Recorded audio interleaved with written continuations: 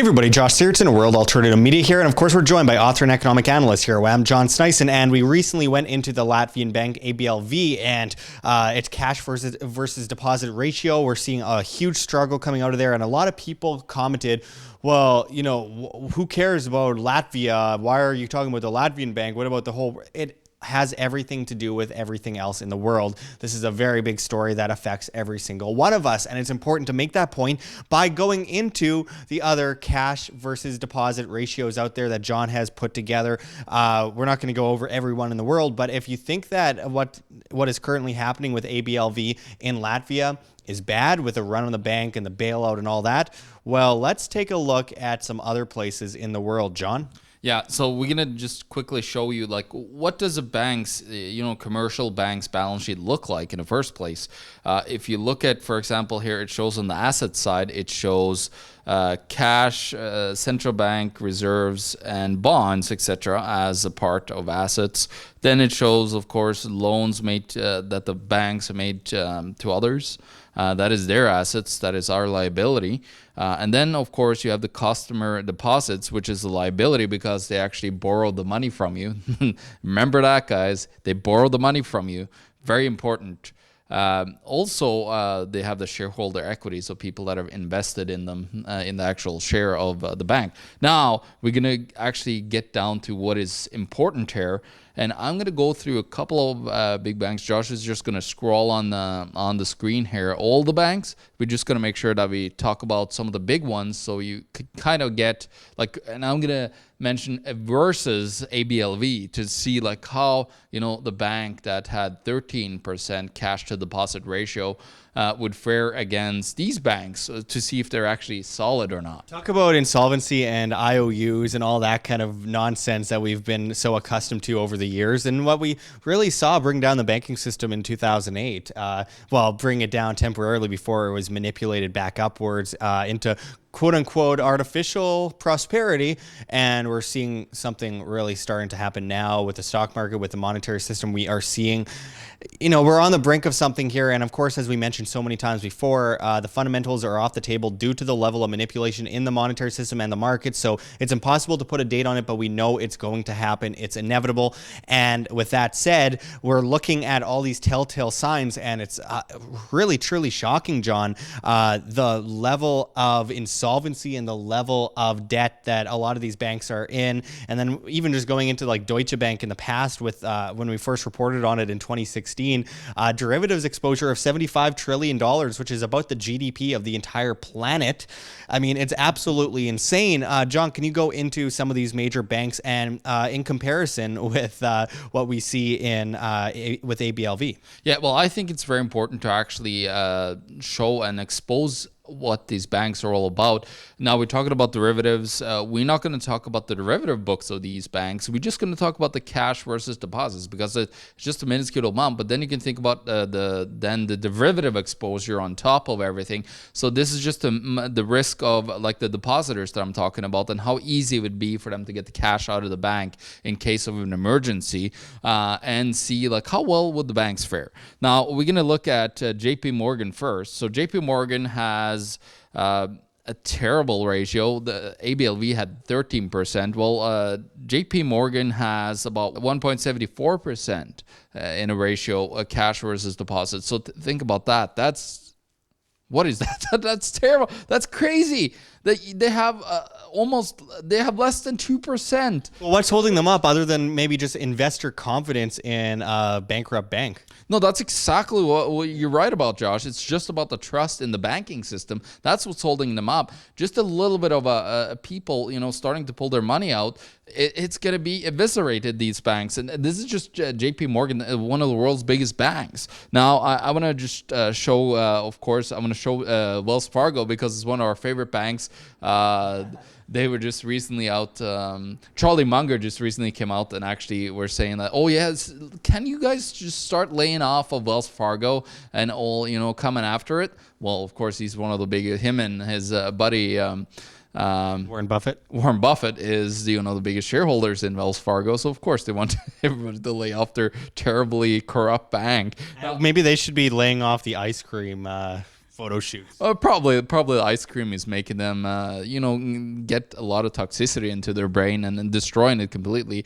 Of their value investment proposal that they had from the old days. Well, that's completely eviscerated. It's just a game of trust now. Note to self: put pictures of Warren Buffett licking ice cream on screen so people know what the hell I'm talking about. Anyway, go into Wells Fargo on their cash to deposit ratio. Well, it's very simple. The numbers are here. It's 1.59%, so it's worse than JP Morgan.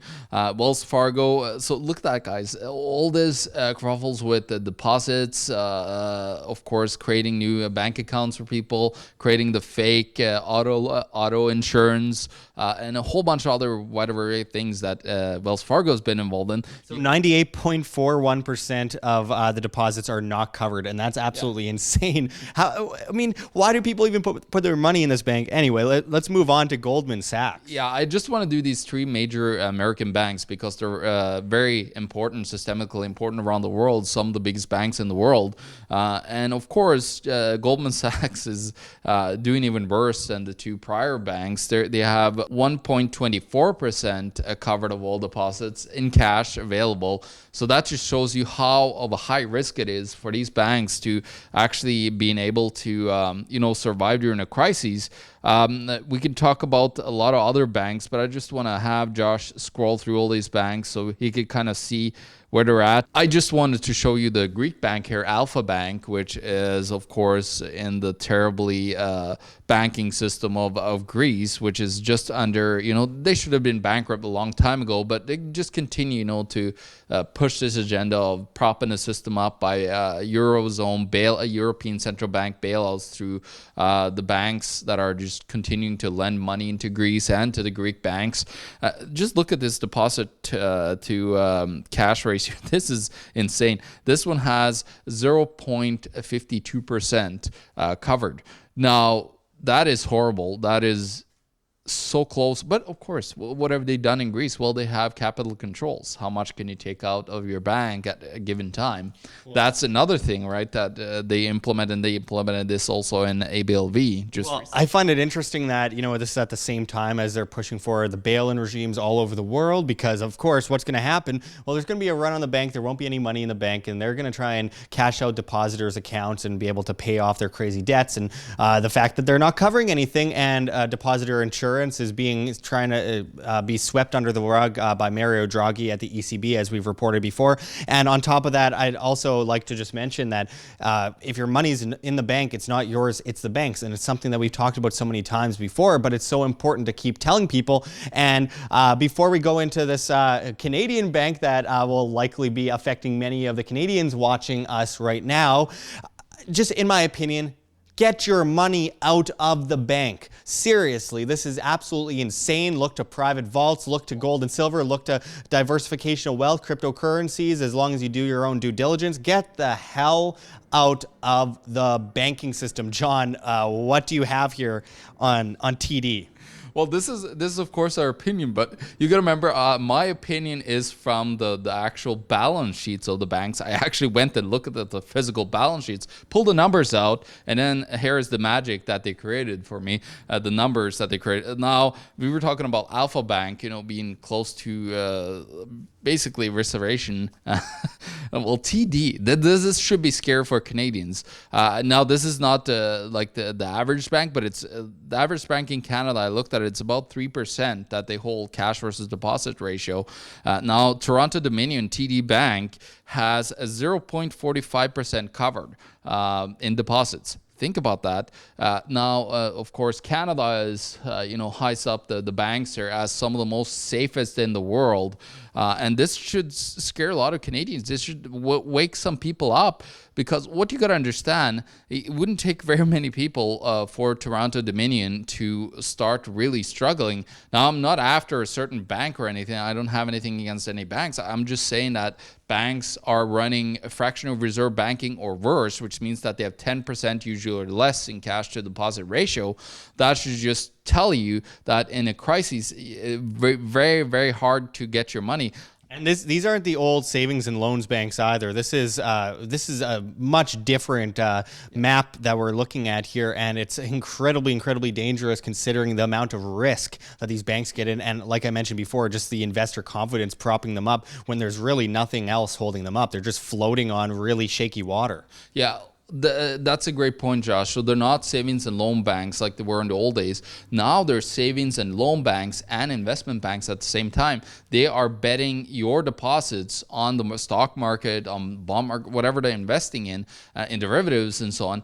They are betting your deposits that you thought were yours, well, it's getting borrowed to the bank for them to use that whatever they want to do. Please read the fine print when you get a bank account, and it'll become very clear that the money is not yours. It's the bank that actually owes it back to you now. That's why it's on the liability side of their bank's balance sheet.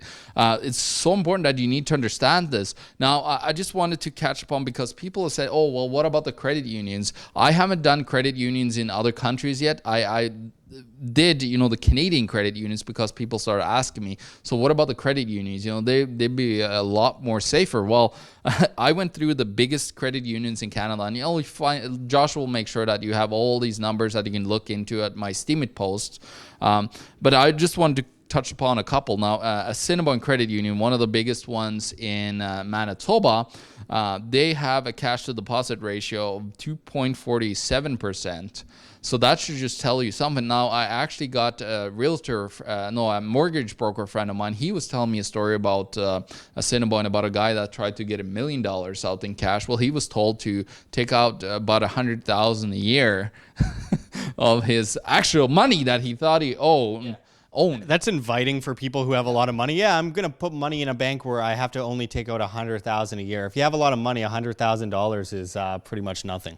Yeah, and you can just go through this list of credit unions in Canada, and it'll become very apparent that the credit unions are basically the same or worse than the banks. So I would almost make an assumption about other credit unions around the world as well, that they'd be very similar to what we see in Canada. So all this talk about how credit unions are so great, actually the credit unions in Manitoba, they have full backing of the whole amount. They're supposed to have the whole amount that you have in your bank account covered, which is utterly insane. They are, also limited by their deposit insurance schemes and so on. Like, you got to remember, I looked at the Canadian numbers of the Canadian Deposit Insurance Corporation. It only had 0.39% of the deposit that they were supposed to insure. That's under 100,000. Now, I recently talked to a credit union. I sat down with them, and it was very interesting. I just found it to be very funny how they're saying, oh yeah, we're really covered way better than the banks and so on. But I looked at their numbers. I didn't say that to their face, because I know that they probably didn't want to have me as a customer anymore. But it's just interesting to see the numbers here and actually get a grasp of how bad it is, how little, how much trust we have in the system. But if that trust link is broken, we'll have, like in It's a Wonderful Life, the movie that they show every, Christmas here in Canada. It's a run on the bank. Yeah, exactly. It's a run on the bank. And when they get there, he says, well, your money is in her home or his home. It's in Tom's house. It's in Billy's house. Exactly. So what you got to understand, that was the old savings and loan banks. Well, now you can say, oh yeah, those are in the stock market in GE stocks, for example, which is a terrible investment right now. So that's what you're gonna see. It's so risky right now. The banking system is just like teetering on the edge of collapse, and we really need to expose these banks. Please take this video, show it to your banker, make them aware of it, because if they don't know, they're on a ticking time bomb that could blow up in any moment right now, with the massive over indebtedness in the world, the stock markets being so overvalued. They're basically involved in a huge Ponzi scheme, and it's really important to finish this off, John, by just going into how what this means in the next couple of years, because as I mentioned, the fundamentals are off the table due to the level of manipulation. But I mean, we know that something's happening, and it's clear to most people today that something's happening. A lot of people want to be starry-eyed and euphoric and believe that everything's just going up forever, and that's just not the case. That's just not reasonable. That's just not economics. That's just not market principles. goals. We need to actually look at the long-term effects of this. And really, I don't know how much long-term it is anymore. It's really gotten over the top, John. So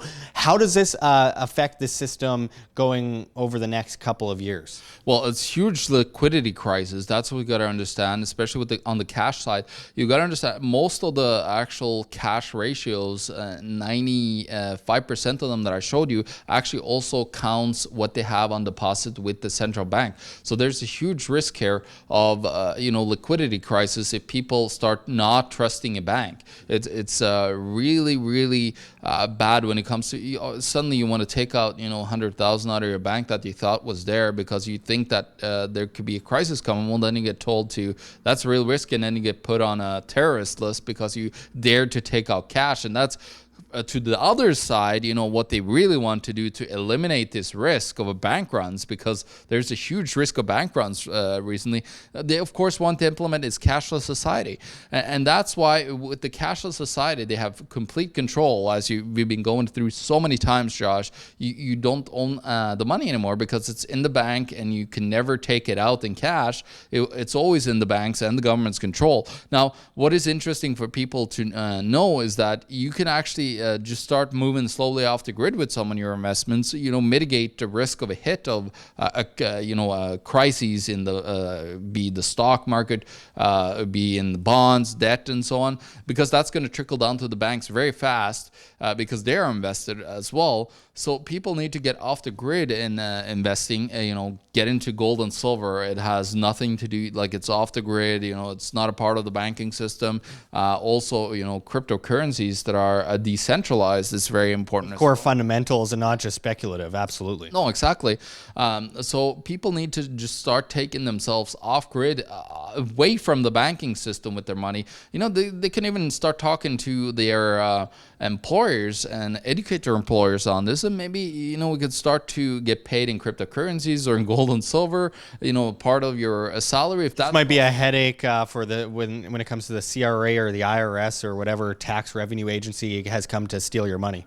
But that's the thing, they want to implement the cashless society in order to take more taxes out of your pocket. So it's about time we stop this insanity of the governments that they've created together with the banks, this whole corrupt Ponzi scheme that they got running, because that's what it is. It's a big Ponzi scheme in humankind. We need to stop it. We need to get off the grid, as I said, and it's time to expose what they are doing, because people are just gullible and look at this as well, it doesn't affect me really right now. Well, at one point it will, because the system will come down. Yeah, when your pensions are gone, when your life savings are gone, it will affect you. So it's really important that people do their own due diligence. People are financially responsible.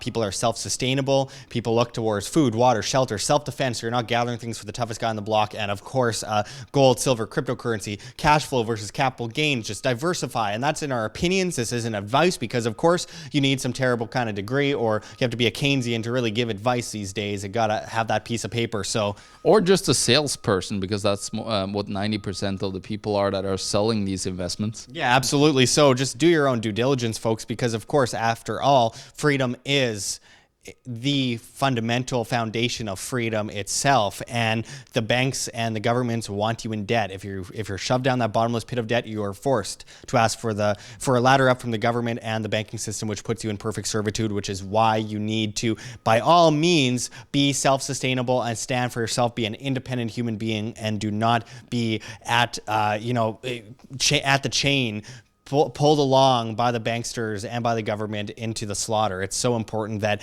we free ourselves from the chains that we so revere. Yeah, just do one thing, search up historical bank runs, and you'll see so many stories, so many pictures of bank runs that have happened throughout history because of the system was a scam, and it will happen over again. Yeah, absolutely. So thanks for going into this with us, John, and until next time, it's negative news as per usual, but knowing the negative, you can make it a positive. It's really important. So until next time, this is Josh Sigurdsson and John Sneisen signing out from World Alternative Media. Find the truth, be the change. Like what you see here, OM, don't forget to check the links below. GoFundMe, Patreon, we can't do it without you. Any donation is very much appreciated, especially as we are so vastly demonetized and censored by YouTube as the ADL comes in and flags all of our content as hate speech. You can also find our Bitcoin address in the description as well as on the screen for you to scan, if you please. And don't forget to find us at Josh Sigurdsson at Steemit.com. That's Steemit.com, the future of social media, where you get paid in the upvote of your post in cryptocurrency, Steem that is. So don't forget to find us there, and until next time, this is Josh Sigurdsson signing out from World Alternative Media. Find the truth, be the change.